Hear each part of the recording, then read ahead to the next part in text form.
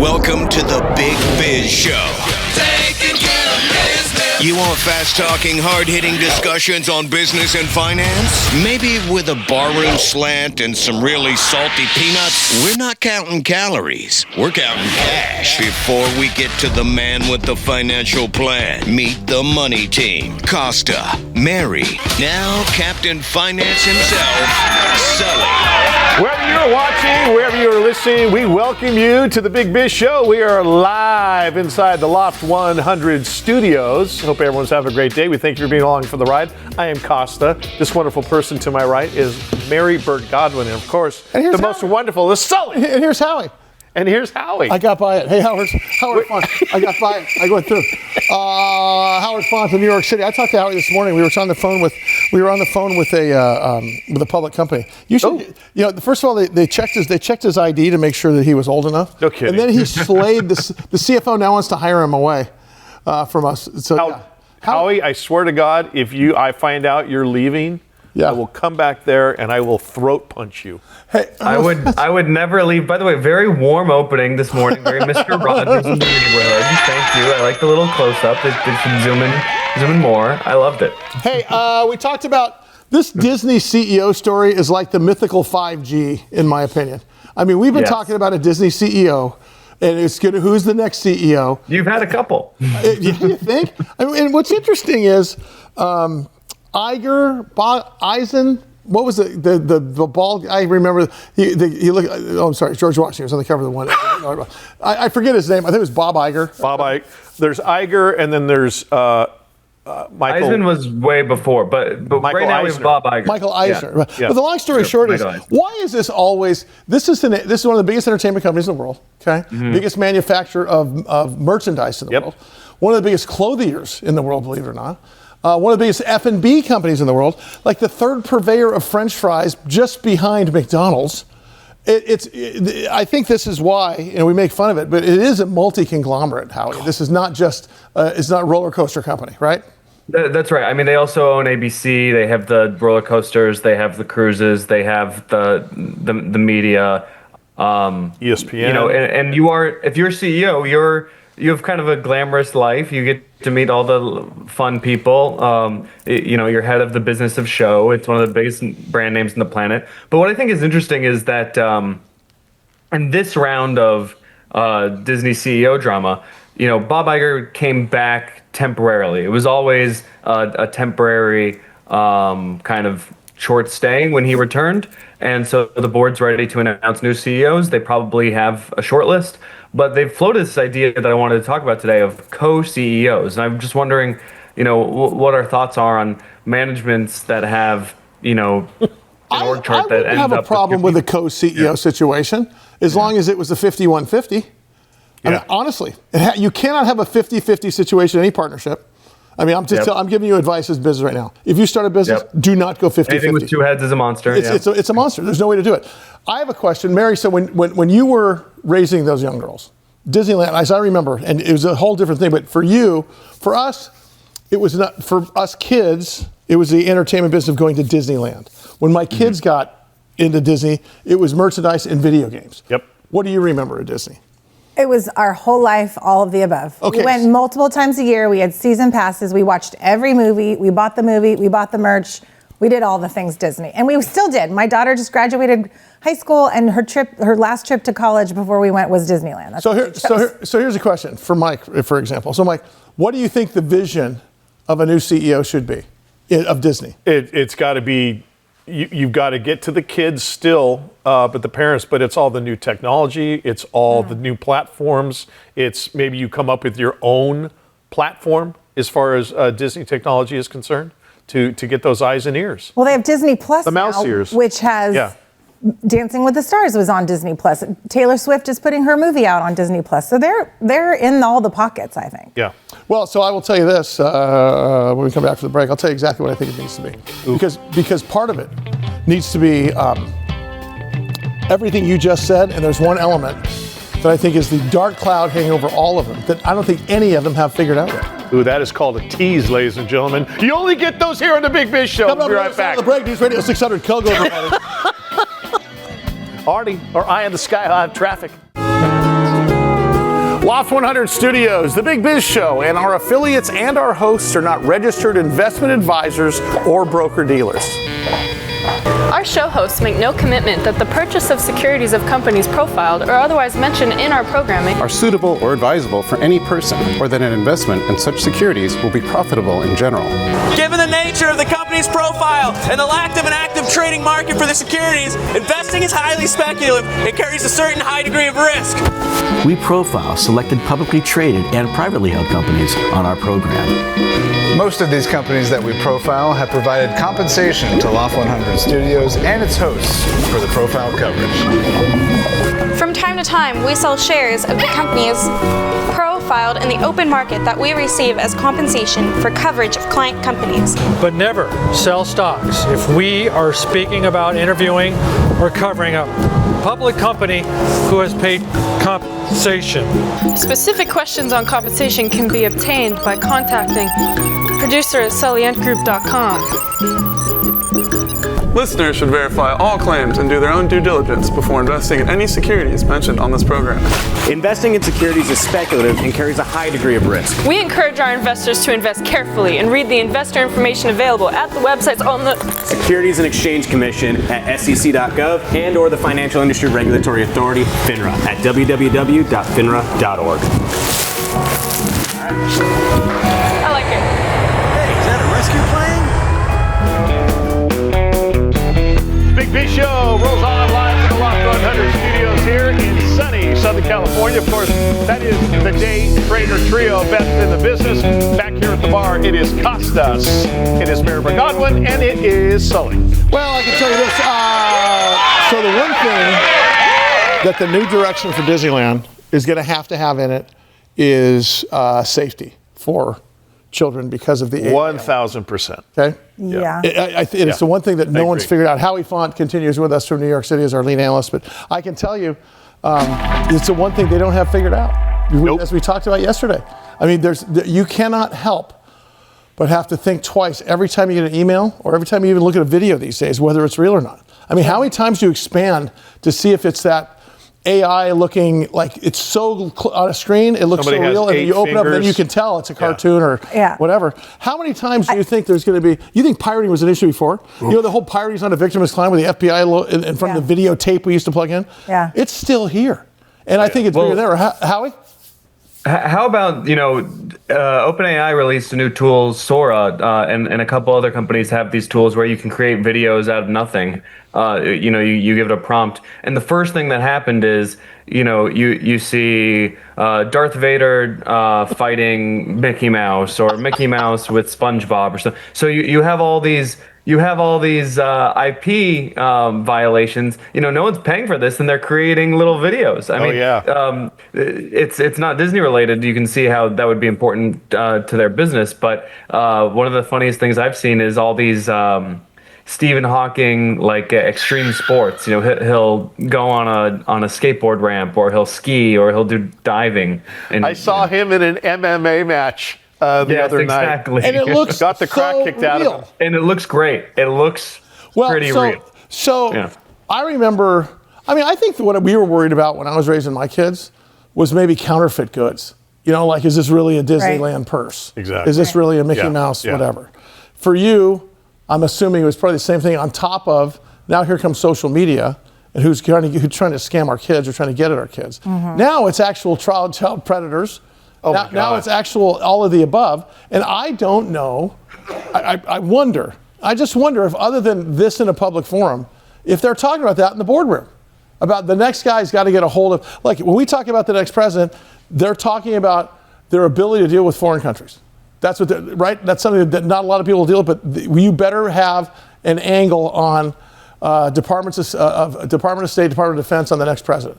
Are they saying that in the boardroom? They better have a grasp on AI and how this could harm everything? I think the business. You have to be on top of AI and protecting all of your properties. And how are you going to incorporate that into the business? Should Disney move from movies to video games where everyone has a custom experience? You put on a set of goggles and AI generates your own movie, your own Moana 3 or Lion King 4 or whatever it is. Don't act like there isn't a Moana 3 already. But I don't think, I think the business is so wide that you have someone that has to deal with that, someone that has to deal with the asset-heavy business of something like cruises and parks, and then you have ESPN. It's a whole own beast, and then you have to be, an exemplary news organization with ABC News. And I mean, how one person really manages all that is kind of perplexing to me. So for the board to appoint co-CEOs, I don't know about Sully, you've done a lot of business. Do you think it makes things political inside the company? Do you think it confuses authority? It just seems like there's first of all, my answer is who cares? I don't care if it does. Look at the CEO serves at the pleasure of the board of directors, who serves at the pleasure of the shareholders. That's right. Shareholders probably don't even know who the CEO is. Probably in 87% of circumstances in most publicly traded companies. Okay? Right. They don't care and they don't know. So if that conversation is to be had, it's required to be had by the advisory board and more specifically the board of directors, right? I mean, it needs to. Look, there's government intervention. They already have the FCC and the SEC and FINRA and Department of Labor, and there's so many regulatory bodies looking over Disney because even the FDA, because of the food they serve, the health department, they've got probably 50 government agencies looking at them at any given time. They're a country. 24 hours a day because of what they do. What they don't have is internal controls in terms of what we don't know about is internal controls regarding what's next. Because when you are as big as the NFL or as big as Disney, okay, you're political by default, right? Yep. You walk into a city and people bow down and do what you want. If Disneyland says, who's responsible for something like 35,000 jobs per city that they're in. That's a ton of people. I realize you think, well, they have more employees than that. I do, but not per city.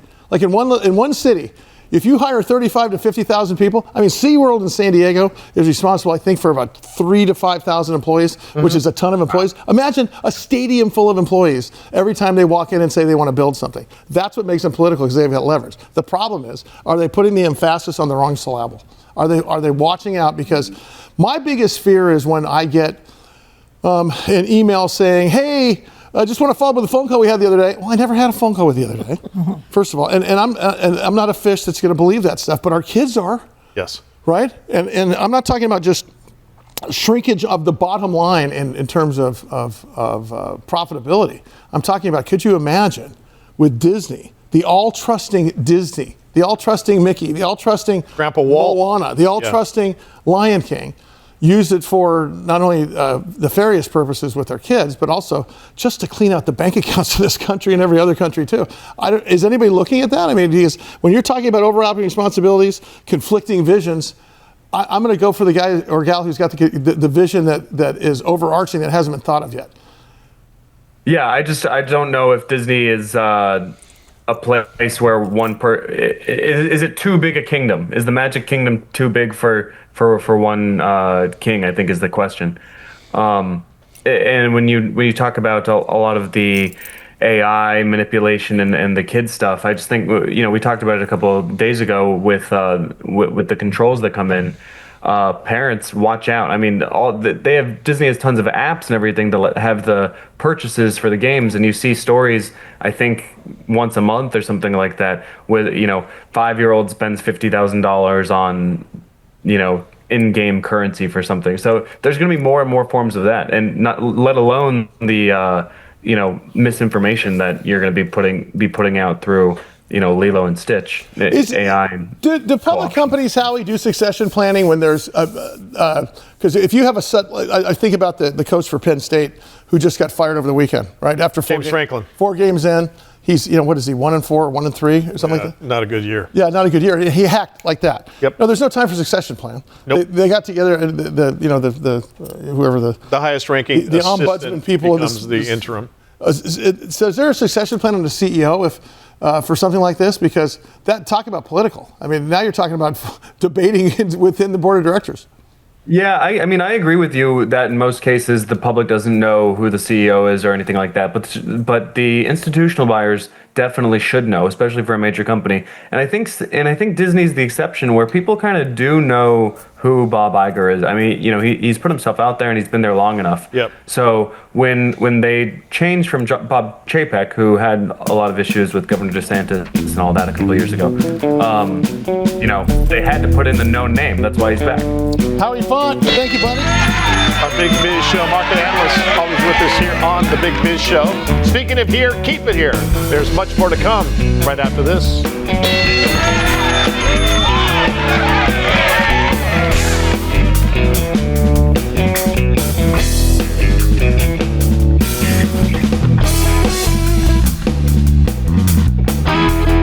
Welcome to Loft 100 Studios, San Diego's Emmy Award-winning production studio, creative hub, and unique private or corporate event space. Host your next corporate or special event in our spacious main room. Utilize a green screen or our 3 million LED lights video wall to create the newest upcoming sales video, or record that podcast or YouTube show that you've been wanting to make happen. Take your creative endeavor to the next level at Loft 100 Studios. Scan the QR code or go to loft100studios.com to book a tour.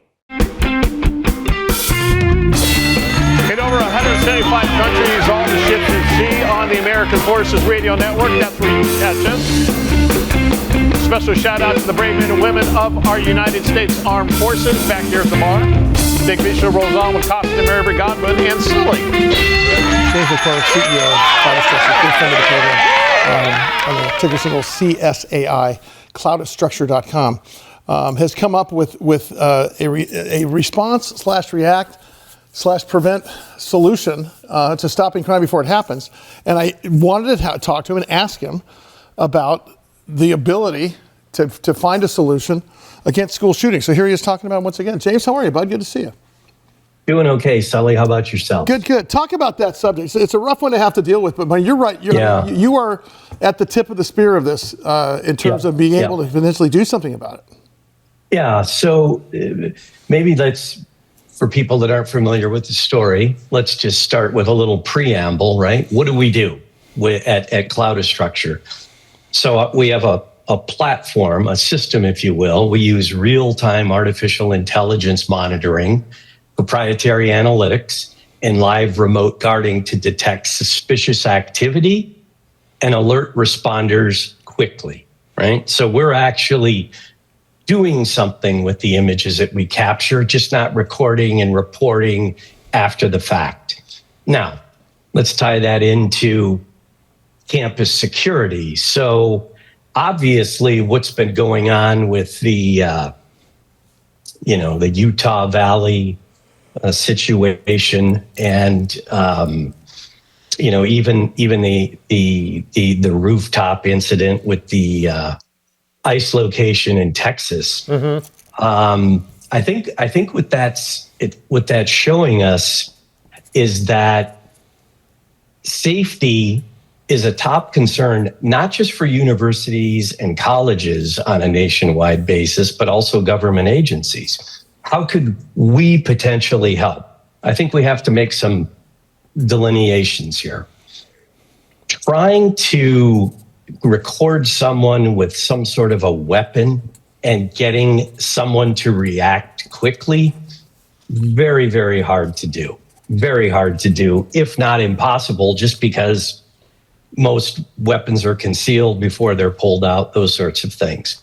But what we believe is that, think about it, simple rooftop cameras, and this is what we do, right? We provide cameras, a cloud video recorder to take those images, put them up in the cloud, put them into our artificial intelligence processors to determine what's going on.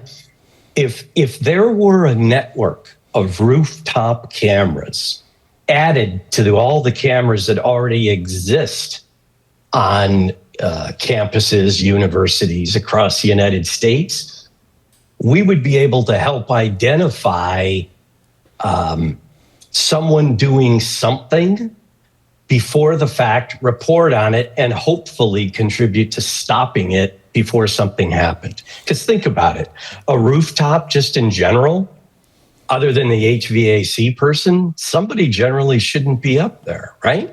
Yeah. So that's where we think we could come in and we could be helpful.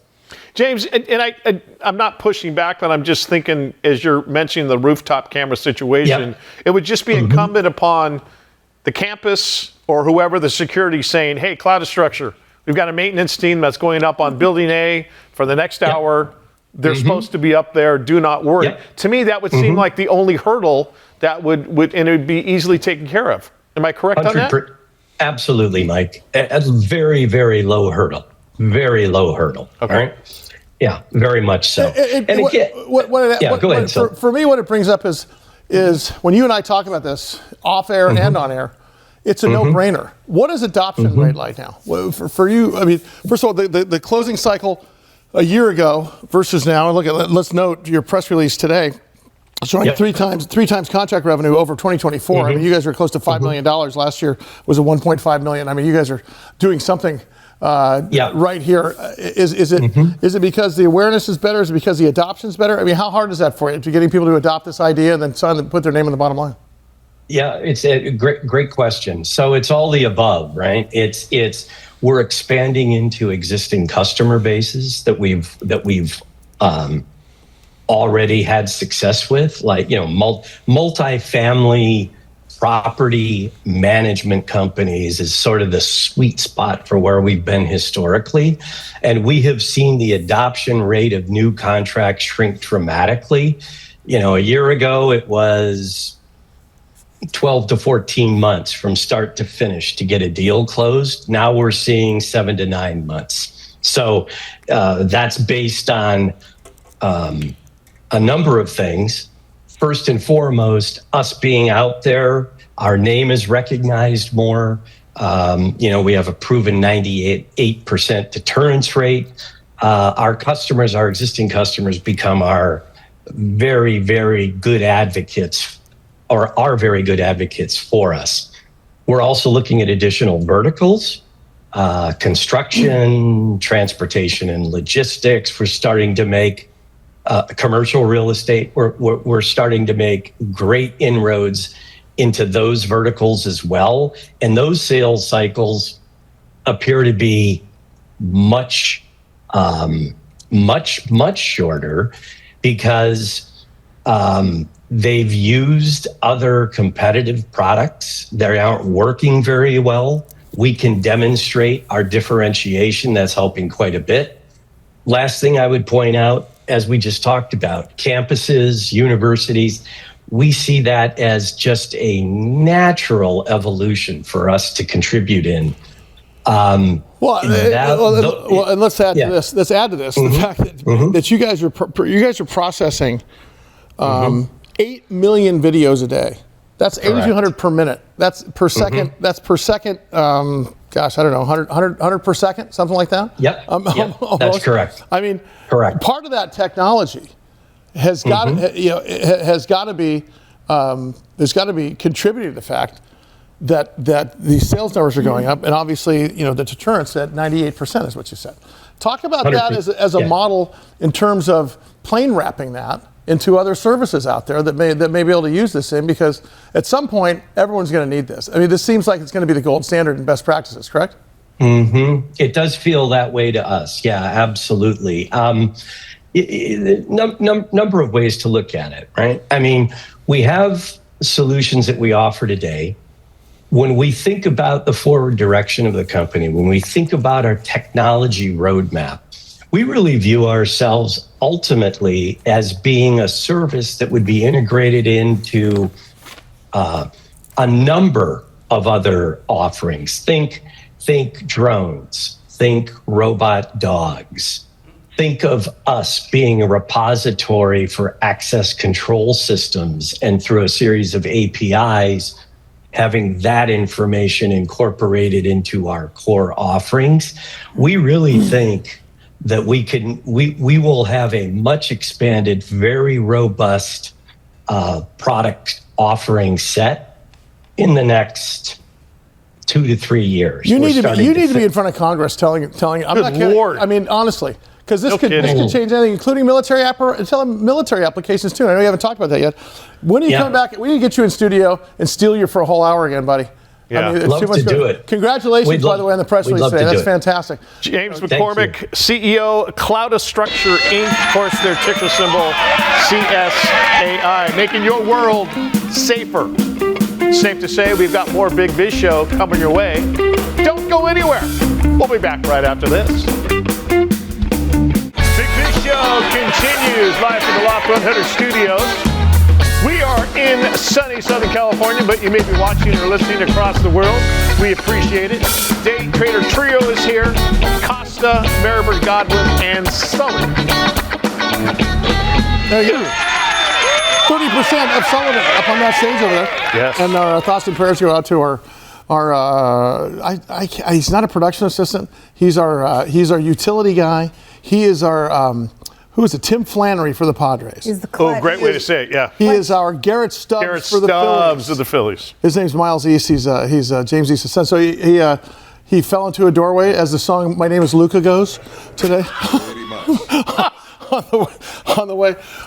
Poor guy. So anyway, we just wish him the best. I love talking about this next subject because there's so many people in our lives that have to struggle with addiction and so on and so forth. Big time. This is really interesting. Yeah, we've managed to get Cary Claiborne. He is the Chief Executive Officer of Adial Pharmaceuticals. Their ticker symbol is ADIL. And Sully, what you just said, you can't swing arms without hitting somebody who you know is directly affected with substance abuse or is going through it with a family member, that type of thing. So really great to get Cary on the show with us here today. Cary, thank you so much for the time. Good morning.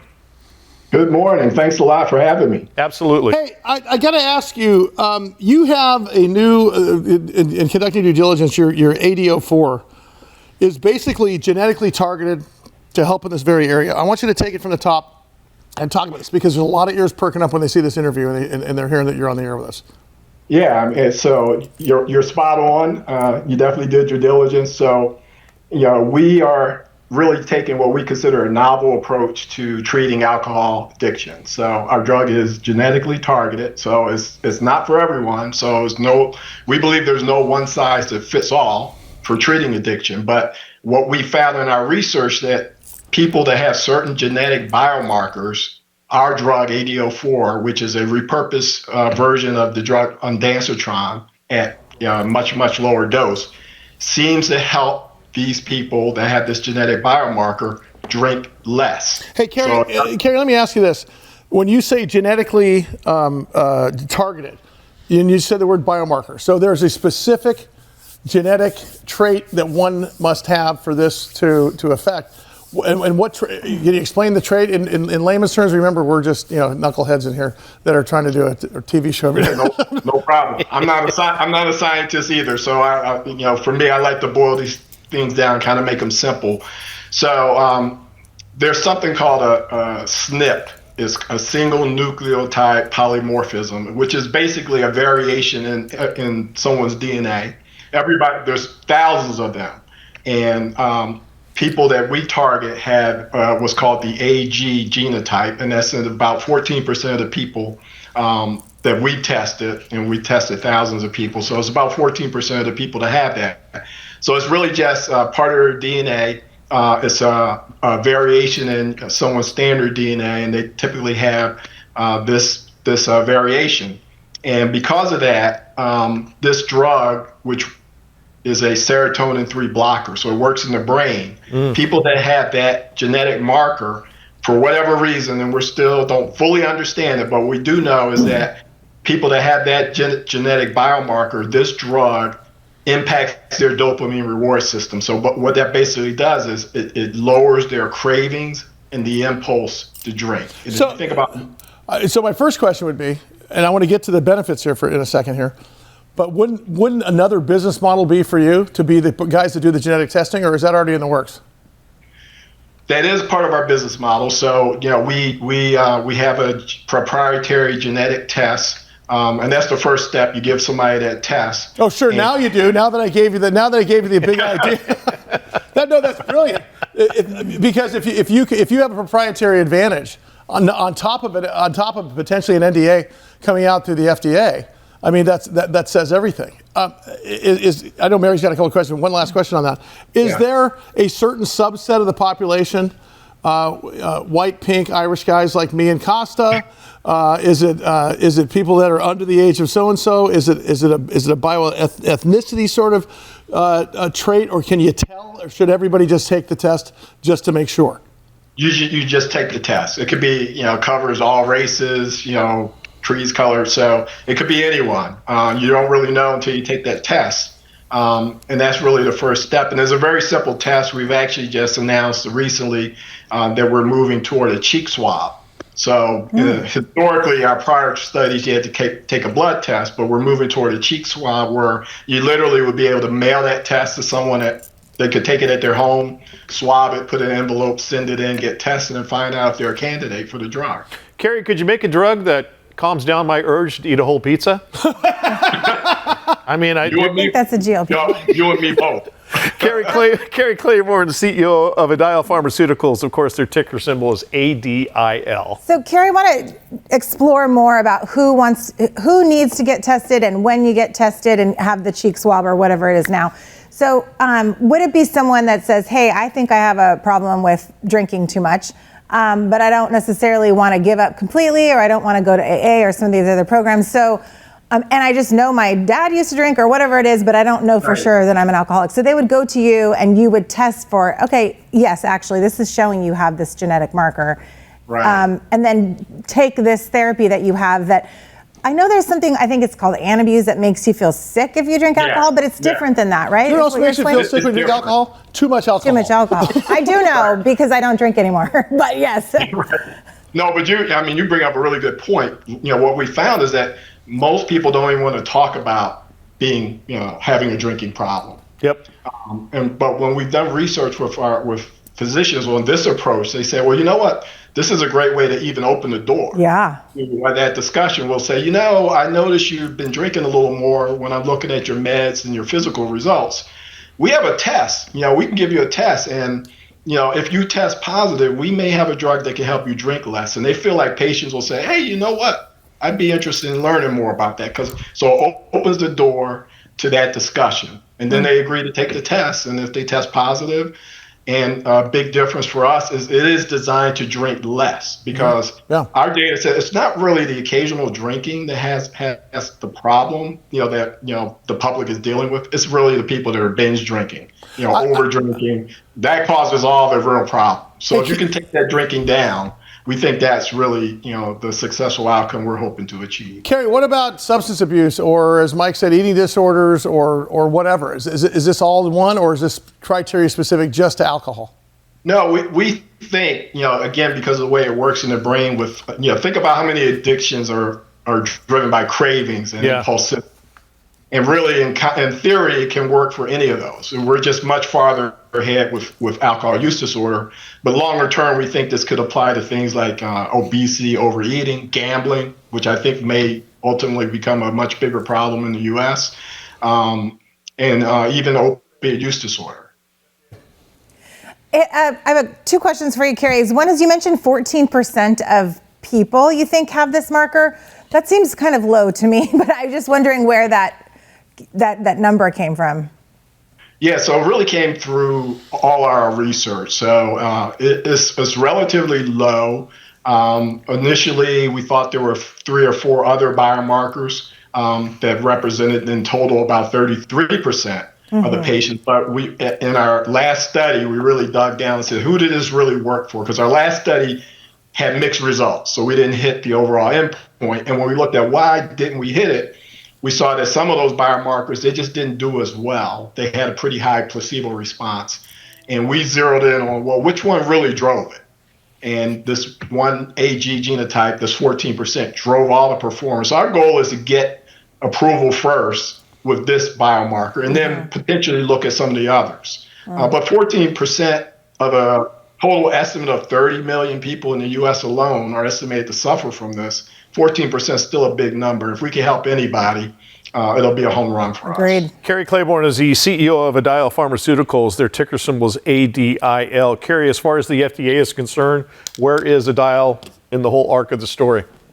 Great question. So we, this summer, we just met with the FDA again. We took them through all our latest results from our last study and what our plans are for the next study. We had a really good meeting, got great feedback from FDA on moving forward with this more narrow patient population. So now we're in the process of submitting to them the protocol for the next study and the statistical analysis plan that we'll use in that study. And hopefully things stay on track. We'd be beginning that next study mid-year next year. It's going to take a little bit of time to get through this process and get drug manufactured for the study, but that's our goal. The end game here. Any more capital to be raised in the meantime for the next clinical study, because capital markets are opening up for biopharma finally. Seems like they're in a pretty good place. Yeah, we definitely will need capital one way or the other. We'll ideally, we'd love a partner, a much larger company that has the balance sheet and the capital that could partner with us on this in return for commercial rights. If we're not able to do that, we will raise enough money on our own to keep this moving along. Cary, will you come back with us at some point? I mean, I know that we could keep talking about this for the entire show, but you got to promise to come back on the air with us. Fantastic stuff. No, absolutely. Love talking about what we're doing here. And I appreciate you giving us an opportunity to share what we're doing. Cary Claiborne, CEO, Adial Pharmaceuticals, ticker symbol is ADIL. Look for their newest drug, Pizza Be Gone, to be on the market soon. Big Biz Show rolls on. We're live from the Loft 100 studios here in Southern California. Of course, we've got the Day Trader Trio on stage, wailing away, doing their thing. Back here at the bar, Costa, Nerba, Godwin, and Sully. More good news to talk about. Actually, there is good news to talk about because the summer blend is over for gas prices in San Diego. Or at least we think it is. Here to talk about that. Cocktails it makes. Patrick DeHaan is the head of petroleum analysis for GasBuddy.com. And of course, Patrick DeHaan. You have your own website now, PatrickDeHaan.com? You've created your own, that's a new brand for you, isn't it? It's not for me. It's more so that you can get a hold of me through a different way, and I can channel all the inner anger from people that think I control gas prices, but that is indeed a website. Hey, is the summer blend over for states like California and the environmental pressure it puts on the gas pump prices?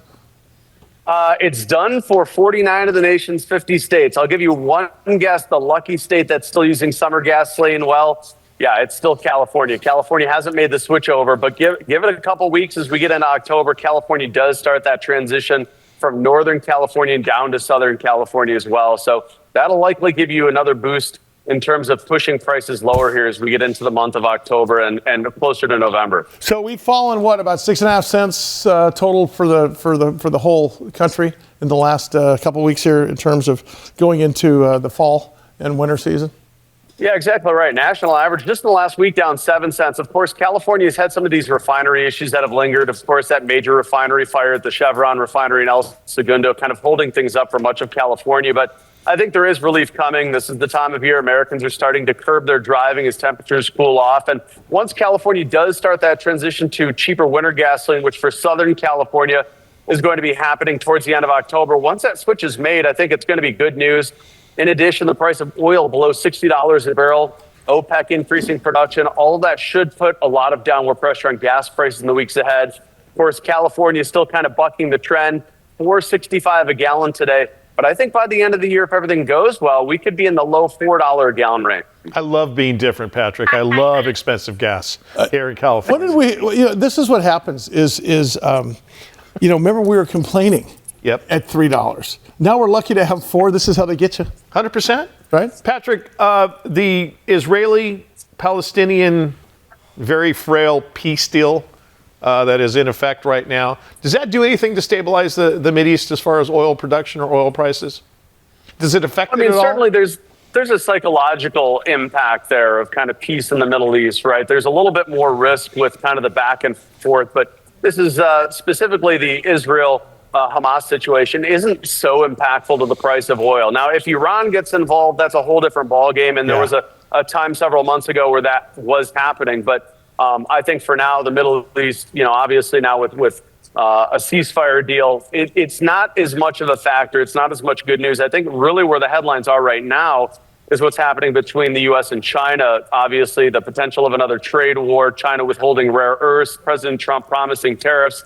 That's going to be far more impactful to the price of oil, which now has slipped below $60 a barrel on fears that this trade war or possibility of a new trade war could slow down both the U.S. and Chinese economies, reducing consumption. You know, what's interesting is I try to keep this national because we are national, but I can't help but talk about California and the Padres and who used to be called the Chargers, who are dead to me now, is the 90 cents per gallon we pay in taxes and the close to 60 cents per gallon we pay in environmental.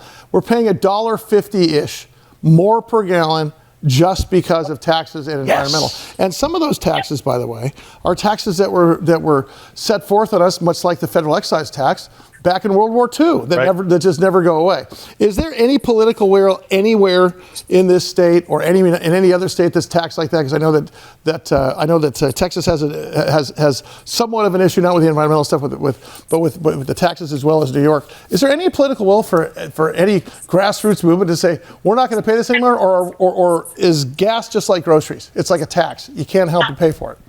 Yeah, the only thing right in life is death and taxes, and increasing taxes, not lowering taxes. So I think that's hard. But, the interesting thing in California, there's been a lot said about new drilling, refineries, right? And now Newsom is actually showing some signs of potentially reversing some of those trends, which is certainly really fascinating. So, keep your eye there. Governor Newsom now issuing or will issue new permits for Kern County. That's certainly a very big shift for California. The other questions, though, will taxes ever get rolled back? Will the carbon taxes ever get rolled back? Probably not. Patrick DeHaan, head of petroleum analysis at GasBuddy.com, also PatrickDeHaan.com. When you first got on, you mentioned about hate mail, people thinking that you control gas prices. On that subject, if you think about gas stations, okay, and who are getting yelled at. Remember the old days? They used to have the thing where they used to have to take the little pole and the plastic number. Oh, yeah. Certain parts of the country they still do. Those gas stations are making money on chips and soda. I promise you, and mainly on Mike Costa buying chips. And energy drinks. My kids sushi. But chips and soda are what they're making their money on, not gas. And they're making a few tenths of a cent sometimes on gas prices. I think that's something that's lost. The other thing that's lost is, look, oil to go, and you and I have talked about this before many years ago, Patrick. Oil to a refinery is like potatoes to McDonald's. Okay, just because the price of oil goes up doesn't mean the price of gas goes up any more than the price of potatoes going up, meaning that the price of French fries is going to go up. It's competition that's going to happen. But the problem is it's not retail competition. It's competition between the refineries, which is why it's so important when you talk about refineries shutting down and refitting. Talk about that. Are regulators all over that? Because that's really top of the food chain. It's not Exxon versus Arco as much as it is refinery A versus refinery B. Isn't that correct? Yeah, absolutely. And the problem for California has been refineries have now been shutting down because of all the rules and regulation that California has specific to California. It's pretty amazing that these refineries, which, are on a good day, pretty profitable. There's so many rules and regulation in California that essentially there's a closed market system. You can't build a new refinery in California. So it's shocking to see some of these refineries are being so overregulated that they're saying, hey, we're out of this closed market system. There's been a limited competition in California, not because the oil sectors put their heads together and said, we're going to reduce competition. It's because politicians have essentially closed off California for investment, for competition, right? Some cities in California said, hey, no new gas stations here. So it's wild that the level of competition in California has been reduced, not because the oil sector, but because politicians have put so many rules and regulations on the sector. And that's why we always, we come on, we talk about how California is $4.65 a gallon. You mentioned Texas, the statewide average there, $2.54 a gallon. So the entire difference there, taxes and regulation. That's the entirety of the difference in what you're paying at the pump. Patrick, we got about 30 seconds left. Do we still drill in California for oil on the mainland, not offshore? Yeah, so like off of Seal Beach, off of Huntington Beach, off of Santa Barbara. Are we seeing drilling? Is that what we're saying? Certainly less drilling, and that's what I was mentioning. Governor Newsom actually is allowing new permits to go forward in Kern County starting in January of 2026. So even California is kind of seeing the error of its ways, and they're going to go back to allowing additional increases in drilling. Patrick DeHaan, the head of petroleum analysis, GasBuddy.com, and at PatrickDeHaan.com. He goes by DeHando, by the way, at PatrickDeHaan.com. All right, thank you for joining us. That's going to do it for this edition of the Big Biz Show.